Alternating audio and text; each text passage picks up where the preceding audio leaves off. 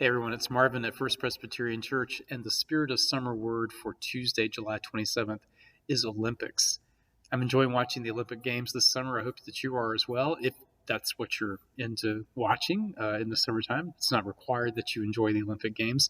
But when I see athletes competing at this level, whether it's in the traditional sports like gymnastics or swimming or track and field, or at some of the newer sports like skateboarding, and I think about this brief window of opportunity I have to see them once every 4 years, what's amazing is how much training must go into uh, how much training must be done outside of this brief window in order to get these athletes to this level that they're at.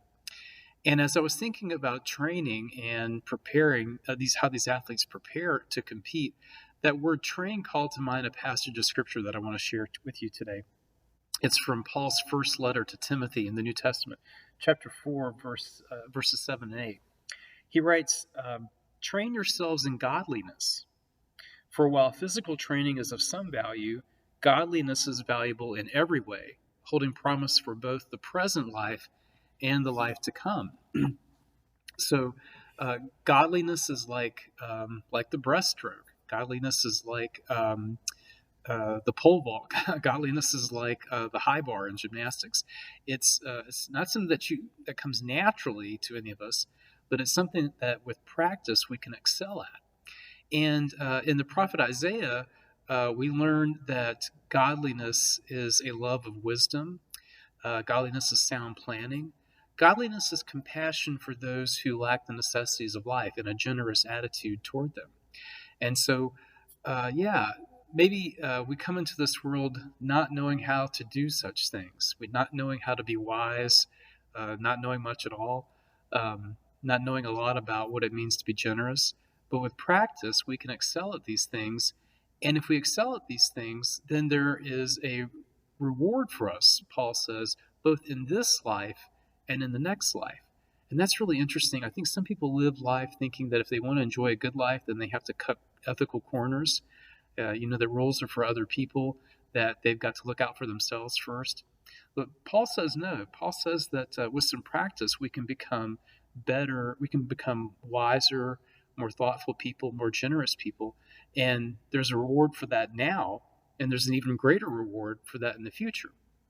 And I started thinking about that a little more, and I thought, that's really kind of what church is like.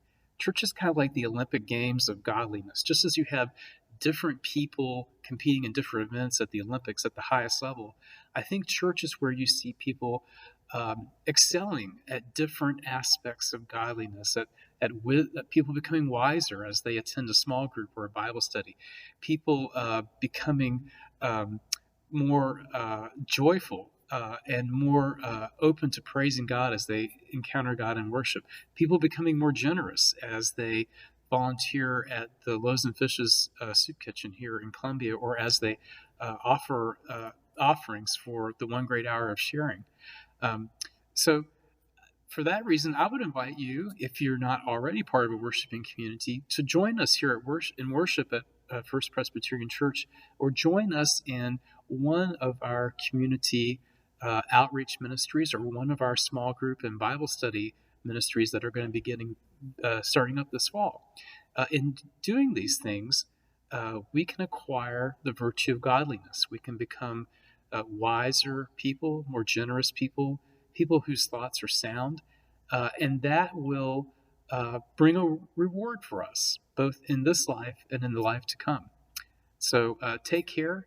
Thanks for joining me for this Spirit of Summer devotional. And if you received the blessing from this today, I would encourage you to share it with your family and friends on your social media networks. Take care, and God bless.